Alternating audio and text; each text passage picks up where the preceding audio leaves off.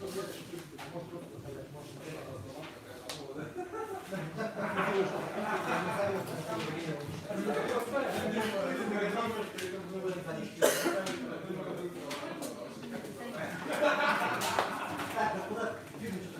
у нас в Москву улетел, да? Подоровьев в Москву улетел. А может мы вот эти микрофоны?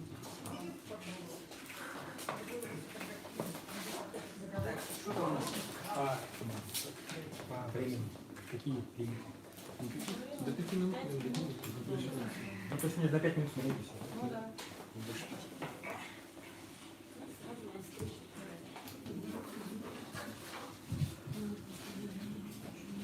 Добрый вечер, дорогие зрители. Добрый вечер, собравшиеся сегодня в студии. Сегодня понедельник. И в 18:30, как и положено, мы должны были бы начать трансляцию. Но мы, собственно, ее и начинаем. Это должна была быть трансляция финального тура независимых политических дебатов с участием кандидатов на пост мэра, организованных медиасообществом Якутии. По итогам двух первых туров из 9 кандидатов отобраны 4 финалиста. Но в студии у нас сегодня всего 2 финалиста. 2 кандидатов, Игорь Любарский и Иван Комаров, вообще не приняли гражданский вызов. И мы получили письмо от руководителя аппарата Якутской городской думы о невозможности участия председателя Якутской городской думы Савинова Александра Александровича на очередном туре дебатов в связи с заседанием президиума под его председательством по вопросам завершающей сессии Якутской городской думы 3-го созыва, а также на республиканском совещании по энергобезопасности вновь вводимых водоочистных сооружений на территории города Якутска. И также у нас отсутствует еще один участник, это Степан Подоровьев, который отбыл в Москву. Да, я напомню, что в финал всего прошли 4 лучших дебатера. Это Сарданов Аксентьева, Михаил Заболотный, Александр Савинов уже, как мы уже сказали, сослался на непреодолимые обстоятельства. И Степан Подоровьев, который также находится не в Якутске. Но в итоге Сарданов Аксентьева и Михаил Заболотный, они здесь. Да, они в студии, но в целом оргкомитет дебатов решил не проводить сегодняшнее мероприятие. Потому что это будет уважение к зрителям в первую очередь. 2 из 4 всего присутствуют, поэтому смысла проводить финал нет. Но у присутствующих кандидатов, у Сардана Аксентьева и Михаила Заболотного будет возможность... У тех, кто нашел все-таки у тех, мужество. Да, принять гражданский вызов, у них будет возможность и есть возможность обратиться к вам, избирателям, тем, кто придет на избирательные участки 9 сентября на выборы мэра главы города Якутска. Уважаемые участники, просим вас пройти и к столам. Каждому из вас будет предоставлено 5 минут примерно. Наш бессменный таймкипер будет следить за временем. Поэтому у вас уникальная возможность обратиться к избирателям. Так, мы, наверное, все-таки проведем жеребьевку очередности. Просим внести поднос с конвертами.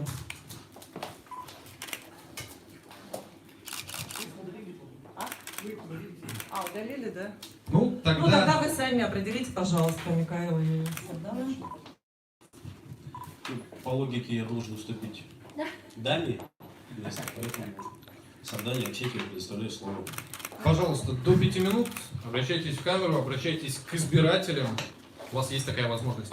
Ну, я очень сожалею, что остальные участники дебатов не сочли возможным прийти сюда и показать горожанам, всем заинтересованным, всем неравнодушным высокую полемику, хорошую дискуссию, знание проблем города Якутска. И поэтому, конечно, я тоже приношу свои извинения за обманутые ожидания, но представилась возможность донести свою позицию до горожан, и я обязательно этим воспользуюсь.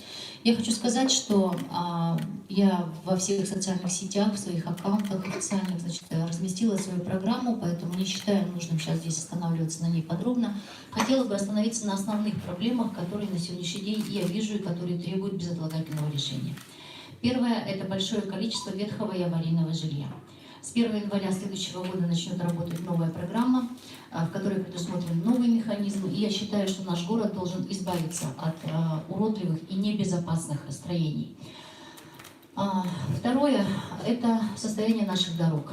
Буквально вот вчера-сегодня интернет-пространство облетают фотографии с нового участка дороги Хатынурях, где уже первый слой, значит, весь пошел трещинами. Это было понятно с того самого момента, когда на, значит, конкурсе, который был объявлен, значит, компания, которая выиграла этот конкурс на этот участок дороги, значит, выиграла его с демпингом 25%. Уже тогда было понятно, что качественной дороги на этом участке нам не дождаться. И так происходит практически повсеместно, и мы, горожане, должны следить за тем, чтобы средства дорожного фонда города Якутска, которые мы пополняем с вами сами, поступают деньги из республиканского бюджета, чтобы они расходовались рационально. Третья проблема тоже очень важная. Третья, она не по степени важности, а вот как перечисляется. Да? Значит, это несмотря на то, что, значит, нам объявляют о том, что очередь в детские сады ликвидирована, мы с вами знаем, что это не так. Детишки с самого первого дня своего рождения, как только родители находят какое-то время, они встают уже в очередь. То есть жизнь нашего человечка в нашем городе начинается с постановки в очередь в ясельные группы. Это отвратительная ситуация, с которой надо бороться, и я думаю, что мы должны рационально использовать все, что у нас есть, и деньги, и помещения для того, чтобы нам обеспечить наших детишек, значит, дошкольным образованием. Школы наши переполнены. С 2016 года работает программа, значит, ликвидации второй смены в Республике Саха-Якутия. Она продвигается, республика деньги выделяет, но обрушение, например, весеннее обрушение строящихся школ в 203-м микрорайоне Аикыгата и 25-я школа в Сайсарах говорят о том, что есть серьезные упущения в контроле за производством работ. То есть недостаточно просто еще получать из республики деньги, недостаточно находить эти деньги в бюджете города Якутска, необходимо еще и следить за тем, чтобы они, значит, качественно строились. Следующая проблема, и очень серьезная, которая, значит, озвучивается сегодня на каждой встрече, это то, что в городе Якутске не созданы комфортные условия для проживания, значит, для проживания людей с ограниченными возможностями. У нас практически около 3%, 2,9 детишек, это дети-инвалиды, никакой поддержки не оказывается, существенной именно имеется в виду муниципальной властью. У нас, значит, не в полной мере реализуются те мероприятия, которые предусмотрены для многодетных семей. И это тоже задача муниципалитета, и это тоже необходимо решить в ближайшее время. Очень остро стоит проблема, значит, связанная с жилищно-коммунальным хозяйством. И в первую очередь, то, что касается каждого из горожан, это взаимодействие с управляющими компаниями. Их развелось до безобразия много, и в качестве предложения, значит, я считаю, что необходимо на уровне республики создать саморегулируемую организацию для управляющих компаний, для того, чтобы снизить количество неблагонадежных, некачественных управляющих компаний.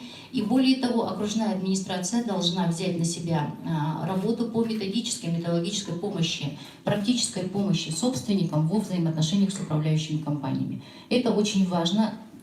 Столь же важно, как и регулирование тарифов на жилищные услуги. Вы знаете, что коммунальные услуги, они, значит, утверждаются на уровне республики. Вижу желтую карточку, я заканчиваю. И следующая проблема – это, конечно, бюджет. Об этом я много говорю, об этом я много пишу, и правильность моих мыслей подтверждают горожане во время наших встреч. Я призываю всех не оставаться в стороне. 9 сентября обязательно выйти на выборы. Обязательно должны выйти на выборы взрослые, состоявшиеся, разумные люди, для того, чтобы взять на себя ответственность за все то, что будет происходить в городе последующие 5 лет. Приходите на выборы. Спасибо. Михаил Завал, пожалуйста, ваше обращение к избирателям. Добрый день, уважаемые избиратели.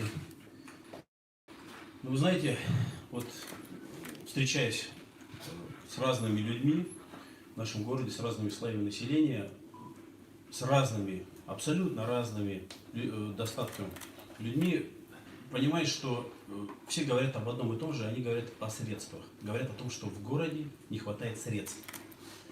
Вот на протяжении многих лет, сколько я уже живу здесь, я здесь родился и вырос, дети, мама, жена. есть я коренной якут, родился в районе озера Сайсары. Вот я постоянно слышу о том, что не хватает средств. Вот куда бы вы ни пришли, согласитесь, вот в любое учреждение вам говорят, нет средств. Ну почему это происходит? Вот, не думаю, что Сардана Аксентьева плохой человек. Наверное, она нормальный человек.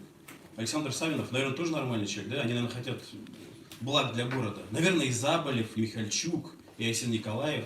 И если перечислить там Коркин, там Тосов, кто там еще был, Спартак Борисов. Наверное, это все нормальные люди, они хотели чего-то для города. Они хотели что-то сделать.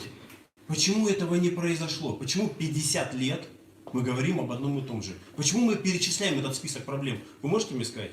Почему мы перечисляем? Дороги, детские сады, грязь, слякоть, канализация, пыль, водозабор. Почему мы перечисляем это и никак не можем найти решение? Да просто одно решение. Средства. Нужны средства в городе. То есть это должны быть либо инвестиции, либо это должна быть своя система, которой город способен зарабатывать. Потому что когда будет решена эта проблема, проблем не будет больше других. Мы все закроем. Понимаете эти вопросы? Вот вы меня должны услышать. Вот есть денежная система, а есть финансовая. Объясняю. Денежная система – это оплата прошлого труда. Финансовая система – оплата будущего труда. Так вот, нам нужно запустить рублево-финансовую систему. Рублево-финансовую, повторяю. Чтобы оплачивать следующий труд. Чтобы у нас были деньги вперед. Вот чего нам не хватает. Я говорю об этом абсолютно искренне. Мне очень грустно, что не все это понимают. Если кому-то интересно, углубитесь в эту тему. Это вообще важная вещь. Это, вернее, одна из самых составляющих. Вот смотрите, мы говорим про то, что нам нужен мост. И говорим, федеральные деньги, республиканские деньги. Какие федеральные деньги, республиканские? Нам мост нужен, нам, якутянам, нам, тем жителям Якутска. Нам нужен мост. Они могут тянуть еще дальше. Сейчас будет Сахалинский строиться после Крымского. Мы сами можем построить мост. Мы должны создать рублевую финансовую систему, которая будет приносить доход не только... Я имею в виду, эти деньги будут расти, в смысле, бюджет города Якутска будет наполняться, он будет не только за счет внутренних наполнений, но еще и за счет внешних. Внешние города и другие регионы тоже будут вкладывать. Почему? Объясняю. Потому что в мире нет механизма сбережения. Нет механизма сбережения. Вот вы заметили, почему вы покупаете там машины, вот у каждого в семье по несколько машин, да? У кого-то несколько квартир, у кого-то дачи. Почему? Вы хотите сохранить эти деньги. Как их сохранить? Очень просто. Создать рублевую финансовую систему. Деньгами будет пользоваться город, вашими деньгами. Вам же приносить доход в процентном соотношении. И, соответственно, благоустройство города будет улучшаться. Будет все улучшаться вокруг. Будут тротуары, будут дороги, будут детские площадки. Не будет вот этих вот грязных старых домов. Но нужно это сделать. Вот такое мое предложение. Мое и моей команды. Мы говорим про онкологический центр и про много больных детей. Да потому что мы не занимаемся этой проблемой. Ну так, поверхностно. Как правило, это какие-то благотворительные фонды, какие-то организации, которые такие точечная помощь. Это же должна быть целая программа. А почему? Потому что нет денег. Мы говорим про онкологический центр, он стоит 5 миллиардов. Ну, я условно говорю. Бюджет Якутска 14 800. Убираем с 14 800 5 миллиардов. Откуда мы должны убрать? Со здравоохранения, с образования и так далее, с культуры. То есть мы не можем убрать, потому что там и так наладан дышат эти все учреждения, все вот эти сферы. Почему онкологический центр? Опять, да? Опять республиканский бюджет скажете, опять скажете федеральный. Да нет, конечно. Якутский бюджет городской, потому что наши дети болеют. Якутские дети, жители Якутска. Поэтому нам нужно построить его за свой счет. Поэтому 9 сентября призываю, отнеситесь к этому серьезно. Смотрите, за кого вы голосуете. Не голосуйте за партии, выбирайте персонально. Смотрите внимательно. Поменяйте всех, проголосуйте за всех абсолютно новых людей. Пусть придут новые люди, пусть будут новые лица. Будут, может быть, ошибки, но пусть это будут новые люди. Они будут совсем по-другому смотреть. 9 сентября, 3-й номер бюллетеня, Михаил Заболотный, «Новая надежда» города Якутска. Жду вас. Спасибо. Спасибо. Спасибо, Михаил. Ну и, собственно говоря, на этом наши сегодняшние дебаты, мероприятие, которое должно было называться «Дебаты кандидатов», завершилось. Мы благодарим наших кандидатов на пост мэра города Якутска Сардана Аксентьева и Михаила Заболотного за участие и за то, что они действительно нашли в себе достаточно мужества, чтобы принять гражданский вызов. Спасибо вам. Жаль, что обстоятельства не позволили нам стать свидетелями яркой полемики и жарких споров всех 4 участников. И, конечно, хочется отметить, что даже при присутствии всех 4 кандидатов у нас бы не было никакого финального голосования, потому что задача гражданского вызова – это не выявление победителей или самых популярных кандидатов. Задача дебатов была показать живых людей, претендующих на пост мэра, и при активном участии некоторых кандидатов мы очень надеемся, что у нас это получилось. И выбор всем нам предстоит сделать 9 сентября 2018 года.